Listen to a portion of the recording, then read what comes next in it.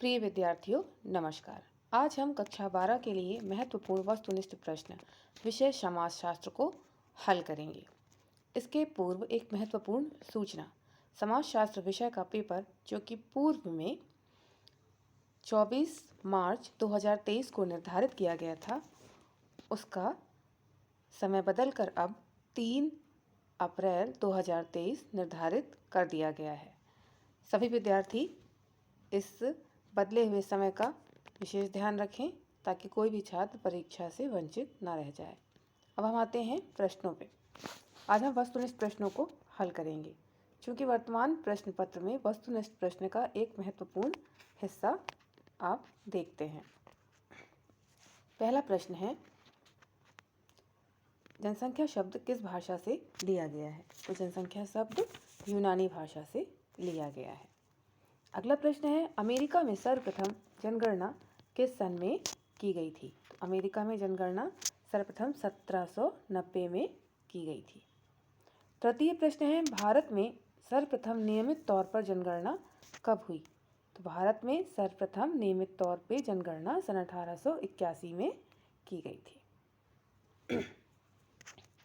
प्रश्न नंबर 4, जनसंख्या वृद्धि का सिद्धांत किसने दिया? तो जनसंख्या वृद्धि का सिद्धांत दिया गया था रॉबर्ट माल्थस की तरफ।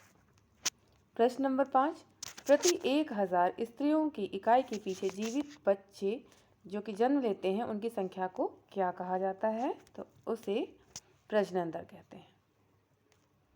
प्रश्न नंबर 6, जीवित पैदा हुए 1000 बच्चों में से 1 वर्ष की आयु प्राप्त होने से पहले ही शिशु की मृत्यु हो जाने को क्या कहा जाता है? तो इसे शिशु मृत्यु दर कहते हैं। प्रश्न नंबर 7, निम्न में किस दशक में जनसंख्या समृद्धि दर नकारात्मक रही थी? इसका सही उत्तर है 1911 से 1921।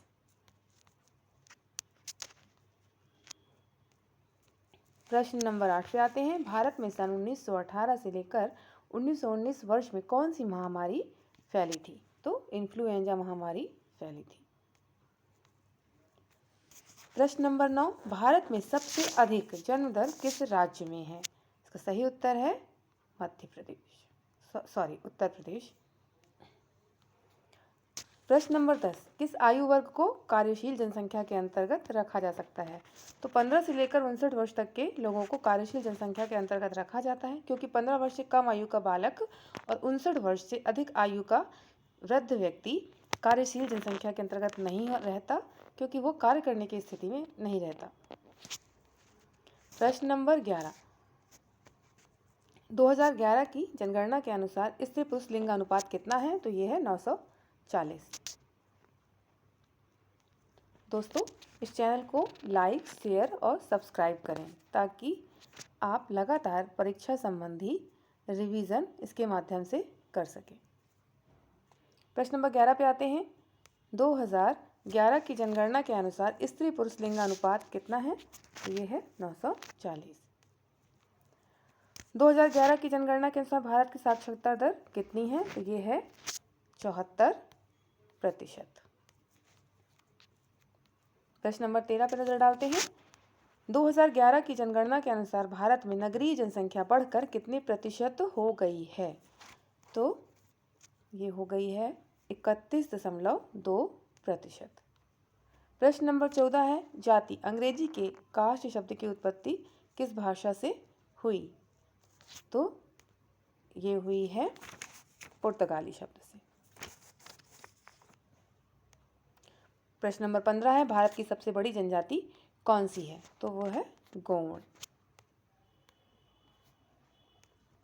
प्रश्न नंबर 16 देखते हैं, परिवार के मुखिया को क्या कहा जाता है? परिवार के मुखिया को कर्ता कहा जाता है। प्रश्न नंबर 17 है, समाजशास्त्र शब्द लिया गया है? समाजशास्त्र शब्द लिया गया है लैटिन और ग्रीक दोनों भाषाओं से। प्रश्न नंबर 18 देखते हैं, चिपको आंदोलन संबंधित है? चिपको आंदोलन संबंधित है वृक्षों की रक्षा से, जो कि एक पर्यावरणीय आंदोलन था और इसके साथ सुंदरलाल बहुगुणा का नाम लिया जाता है। प्रश्न नंबर 19 में आते हैं, परंपरागत भारतीय समाज में सामाजिक स्थिरीकरण का बुनियादी आधार क्या रहा है? तो ये जाति रही है हमेशा से।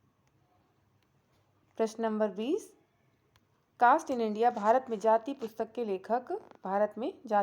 लेखक कौन है? तो वो हैं J.H. हट्टन। प्रश्न नंबर 21 पे देखते हैं, भारत में किस राज्य की जनसंख्या में अनुसूचित जनजातियों की जनसंख्या सर्वाधिक है? तो इसका सही उत्तर है मध्य प्रदेश।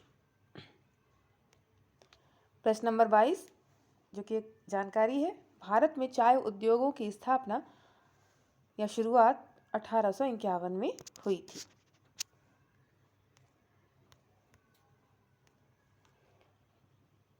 तेईसवां बिंदु है जिसमें कि कई जानकारियां एक साथ हैं।